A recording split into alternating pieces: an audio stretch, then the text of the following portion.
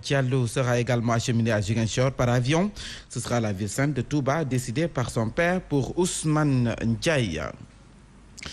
Je vous l'annonçais dans les titres lors de la cérémonie d'inauguration de l'hôpital Amath Dansokho de Kédougou. Le président Macky Sall a demandé au ministre de la Santé d'appliquer aux médecins spécialistes affectés à l'intérieur du pays un engagement quinquennal, une manière pour le chef de l'État de lutter contre le manque de médecins spécialistes à l'intérieur du pays.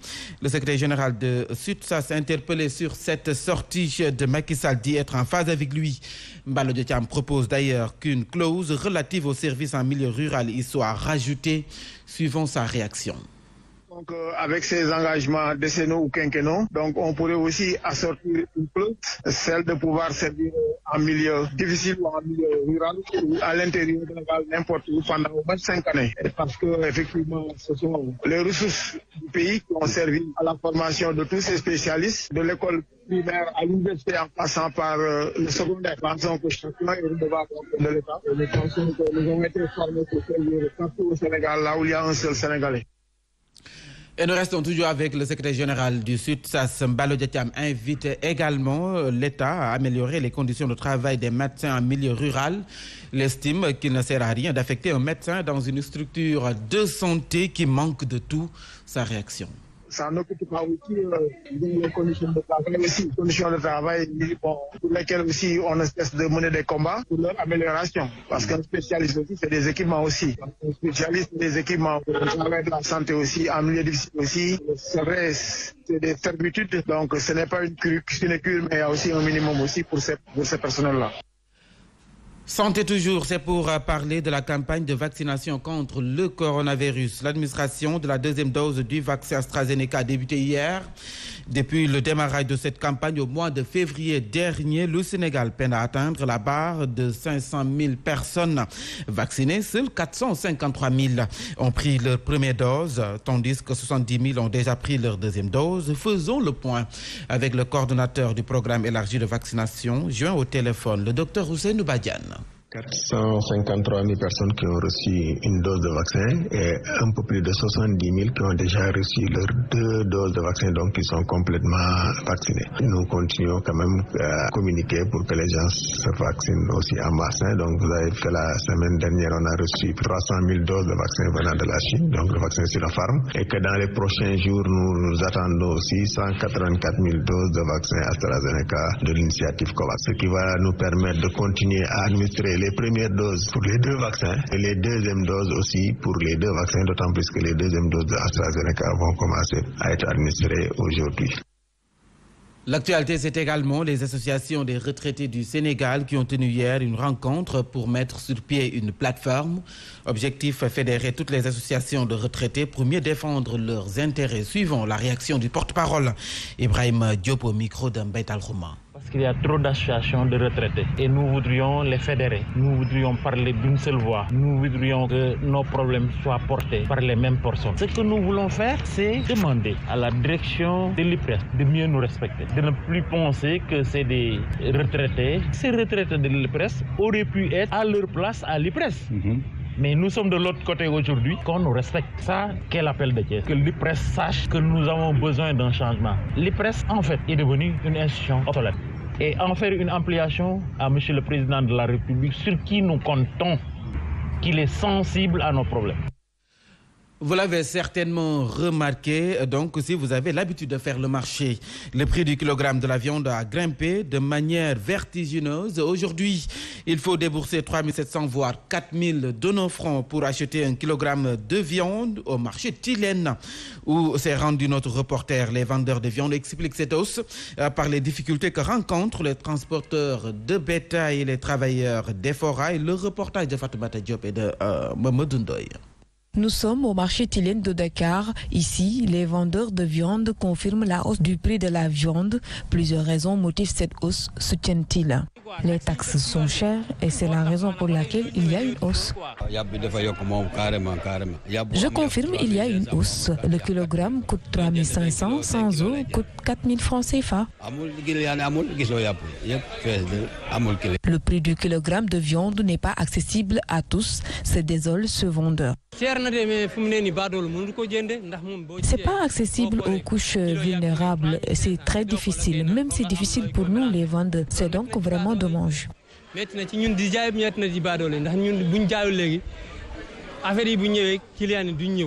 Le kilogramme coûte 4 000 voire 4 500 pour la viande de mouton. Moi, je vends le kilogramme de mouton à 4 000 francs CFA. Vous voyez, il n'y a plus de troupeaux, donc c'est ça. C'est aux autorités de prendre des mesures pour régler définitivement ce problème, selon ces vendeurs qui voient leur activité tourner au ralenti. À présent, la réaction donc, du président de l'association SOS Consommateurs, Maître Massorna Kane, interpelle l'État. Il estime qu'il est immoral de profiter d'une situation due en partie par la situation au Mali. Sa réaction. C'est de la pure spéculation. Quand la denrée se fait rare, les gens en profitent pour augmenter. C'est la loi de l'offre et de la demande. Mais quand même, on exagère. Et c'est là où la direction du commerce intérieur doit intervenir pour moraliser. Parce qu'il ne faut pas qu'on exploite la population de cette façon-là. C'est immoral. Et d'ailleurs, c'est ce qui fait que des structures comme les grandes surfaces étrangères prospèrent. Parce qu'eux, ils n'en profitent pas pour augmenter. Maintenant, nous, nos commerçants, vous savez, les problèmes qu'il y a au Mali fait qu'il y a moins de bêtes qui entrent. Et d'ailleurs, c'est un souci pour la Tabaski parce qu'on ne sait pas comment ça va se passer. Mais l'État doit prendre des mesures pour que les augmentations ne soient pas excessives en fonction du pouvoir d'achat des populations. Autre réaction, celle du regroupement des professionnels des abattoirs du Sénégal. Bassirou Niang, joint au téléphone, revient sur les raisons de cette hausse du prix du kilogramme de la viande de bœuf. Nous l'écoutons. Ce que nous sommes en train de vivre est extraordinaire. Parce que je crois que c'est la première fois dans l'histoire des abattoirs que le prix du kilogramme de la viande atteint ce seuil-là. On dit que c'est lié à la Covid. Deuxièmement, on dit qu'il y a les Maliens qui approvisionnaient le forage des gros ruminants qui ont eu des problèmes avec les responsables du forage des gros ruminants. Parce que l'essentiel des bœufs vient du Mali, de la Mauritanie et de la Casamance. Le gouvernement ne parle pas aux vrais responsables qui travaillent dans les métiers, qui maîtrisent la situation. Nous n'avons pas la possibilité de parler au gouvernement. Même quand on parle, on ne nous entend même pas. Et ça pose problème. Parce que pour régler un problème du secteur, il faut parler avec les vrais travailleurs, ceux qui travaillent dans ce secteur-là. Et nous parlons politique avec la convergence démocratique Bok Gis de Pape Diop qui compte donc participer aux prochaines élections territoriales dans la commune de Sindia. Le coordonnateur communal du parti qui a déclaré sa candidature a dressé un bilan sombre de l'actuel maire. Sohibou Badji n'a pas également manqué de dire ses motivations. Nous l'écoutons avec Abdourahmane Diallo. Par la grâce de Dieu, je voudrais un changement pour au moins faire des efforts et aboutir à résoudre des souffrances de la population. La mairie, on a eu beaucoup de problèmes d'abord. La mairie ne marche pas. Nous n'avons aucune infrastructure. On a des promesses depuis 2014 jusqu'à nos jours. Nous ne pouvons pas dire que voilà ce que la mairie a fait pour Xinjiang. Non. C'est des paroles en longueur de journée. Maintenant, moi, je veux d'abord effacer ce qui est là, c'est-à-dire la souffrance d'abord des femmes. Les femmes allaient à Bignona pour l'accouchement, problème. Reparlons de l'affaire Boy Guinée, un fugitif qui n'a pas froid aux yeux. Recherché dans tout le Sénégal, il accorde un entretien à nos confrères de Immédiat. Un entretien qui donne matière à débattre. Certains spécialistes du droit estiment que nos confrères ne peuvent nullement être inquiétés, alors que l'avocat du fugitif a un avis contraire. Selon Maître Abdoulaye Babou, joint au téléphone, ils peuvent être donc poursuivis pour recel de malfaiteurs et même pour non-dénonciation de crimes ou de délits. Suivons ces explications. Boy Guinée était son conseil dans plusieurs dossiers. Aujourd'hui, en quittant chez moi, j'ai donné des instructions fermes en disant aux membres de ma famille de ne pas recevoir Boy Guinée ici. Parce qu'il connaît où j'habite. Il pourrait venir pour me demander conseil. Boy Guinée est un fugitif. Le Sénégalais qui le reçoit chez lui, qui lui donne des conseils ou ceci ou cela, peut être poursuivi pour recel de malfaiteurs. On peut poursuivre cette personne pour non-dénonciation de crimes ou de délits. Là aussi, c'est prévu par le texte. Il ne faut pas être poussé par l'envie de faire du buzz jusqu'à aller à contre-courant de la loi. Toujours concernant donc cette évasion de Boy Guinée, retenez que le directeur du camp pénal, Baye Ale Kanté, est relevé donc de ses fonctions. Il a été remplacé par l'inspecteur Oumar Diop qui était jusque-là à la division de la sécurité pénitentiaire. Parlons de cette sortie de l'administration de l'Institut supérieur d'enseignement professionnel de Diamniadio après la manifestation lundi dernier des étudiants. D'emblée, l'administration donc s'est voulu claire. Elle ne va pas revenir sur la mesure d'exclusion prise contre des étudiants. Ces derniers auraient cumulé de nombreuses heures d'absence en plus des résultats scolaires insuffisants. Plus de détails dans ce compte rendu signé Cheikh Ahmed Tidiane Seck Mansour Ndiaye.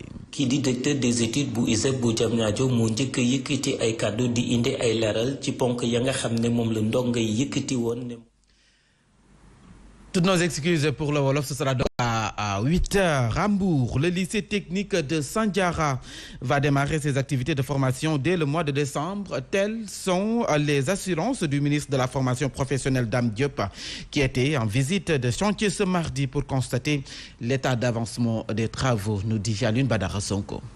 L'attente a été longue pour les populations de la commune. Sandiara va bientôt étrenner son lycée technique. Sa livraison est prévue au mois de décembre prochain, assure le ministre de la formation professionnelle et le directeur de l'agence de construction des bâtiments et édifices publics. Toutes les parties, le maître d'œuvre, le maître d'ouvrage délégué, l'entreprise, nous-mêmes, ministère, nous nous sommes accordés sur un délai de décembre. Dans 6 mois, les travaux devront être finis et le lycée réception. J'estime que dans 6 mois, raisonnablement, de façon raisonnable, il est possible de livrer ce chantier, surtout que l'entreprise a pris des engagements. Parce que vous savez, dans une collaboration, il y a une situation que j'appelle moi un état d'esprit. Si cet état d'esprit est positif, on peut monter des montagnes. Un ouf de soulagement pour le conseil municipal qui salue l'engagement pris par l'État du Sénégal. Ça, on ne peut pas dire merci, parce que si décembre, on a ce joyeux-là, vraiment, Sandiara deviendra un autre problème. Les travaux du lycée technique de Sandiara ont été lancés en 2012 par le chef de l'État Macky Sall, mais peinent toujours à être achevés. Et puis les activités de promotion de l'entrepreneuriat, de l'emploi des jeunes et du fonds de crédit du Proval CV ont été lancées par le gouverneur chargé du développement en présence des autorités administratives et territoriales. Ce projet d'un coût de 80 milliards de nos francs et d'une durée de 4 ans vise à augmenter les productions agricoles, les emplois et les revenus des jeunes et des femmes en milieu rural, ce à travers la mobilisation des eaux de surface et souterraines. Aruna Doumbouya, chargé suivi et évaluation du projet CV, s'en explique au micro de Pape Kadiali Badji. Nous avons comme objectif de promouvoir 5 000 petites et moyennes entreprises et de créer 28 000 emplois. Le Proval est un projet qui est financé à hauteur de 80 milliards. Mais le volet qui nous réunit aujourd'hui, c'est le volet entrepreneuriat, fait environ 22 milliards de francs CFA et qui est réparti sur les 3 leviers que nous avons identifiés pour faire la promotion des micro-entreprises et créer des emplois. Le premier levier, c'est des subventions directes que nous allons apporter aux promoteurs, aux petites et moyennes entreprises. Et le deuxième levier, nous avons mis en place un fonds de financement de 2,5 milliards qui est logé à la Banque agricole. Et un troisième levier, c'est un dispositif de coaching et d'accompagnement des entreprises. Parce qu'il y a des entreprises qui n'ont pas besoin d'investissement, qui n'ont pas besoin de ressources financières, mais qui ont plus besoin de coaching et d'accompagnement pour aller à un niveau supérieur.